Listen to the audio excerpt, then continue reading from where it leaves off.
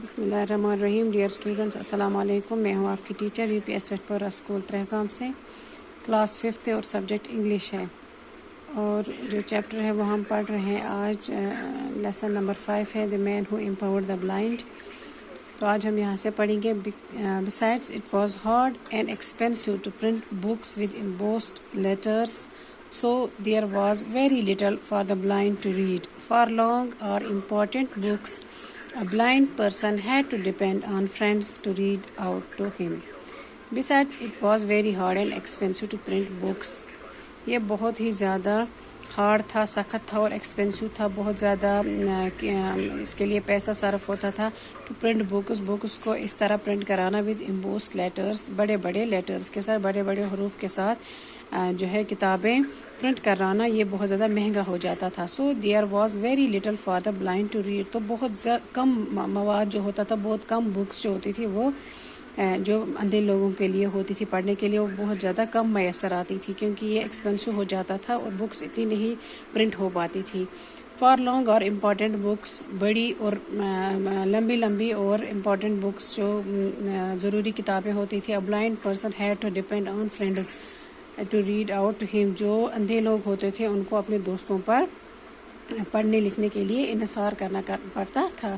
There must be an easier way for the blind to read and write. اب Louis سوچتا ہے، young Braille سوچتا ہے کہ بلائنڈ لوگوں کو پڑھنے اور لکھنے کے لیے کوئی آسان سا طریقہ ہونا چاہیے تھا. وہ بار بار یہی سوچتا تھا. Only books can free the blind.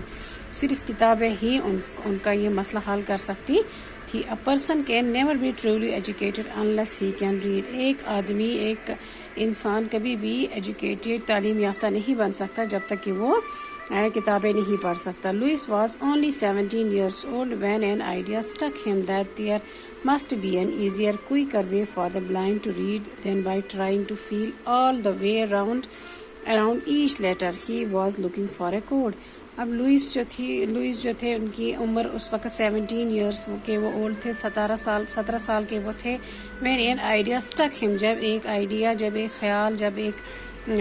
خیال ان کے ذہن میں آیا، ایک آئیڈیا ان کے ذہن میں آیا کہ کوئی آسان سا طریقہ ہونا چاہیے، جلدی کوئی طریقہ ہونا چاہیے جس سے جو اندھے لوگ ہیں وہ پڑھ لکھ سکے. by trying to feel all the way around each letter. جب وہ اس طرح کا کوئی آسان سا طریقہ ہونا چاہیے تھا کہ وہ لیٹرز کو اچھے سے فیل کر کے پڑھ سکے. He was looking for a code. اب وہ کسی کوڈ کی تلاش میں تھے. One evening he found the answer. اب ایک شام کو ان کو اس بات کا آنسر مل گیا جو خیال ان کے ذہن میں آ رہا تھا. He was sitting in a restaurant listening to a friend read aloud for a newspaper. وہ ایک بار ایک ریسٹورینٹ میں بیٹھے تھے جہاں پہ وہ اپنے دوست کو جو لاؤڈلی اخبار پڑھ رہے تھے، اونچی آواز میں اخبار پڑھ رہے تھے، ان کو سن رہے تھے. سڈنلی، اچانک، ہی hear something that made ہم جمپ.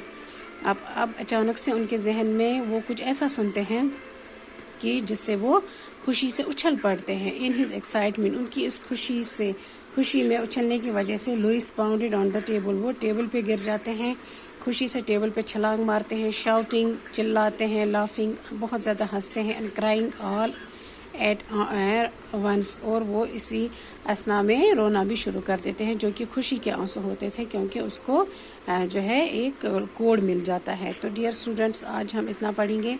انشاءاللہ نیکسٹ ویڈیو میں ہم اس سے آگے پڑھیں گے. اللہ حافظ.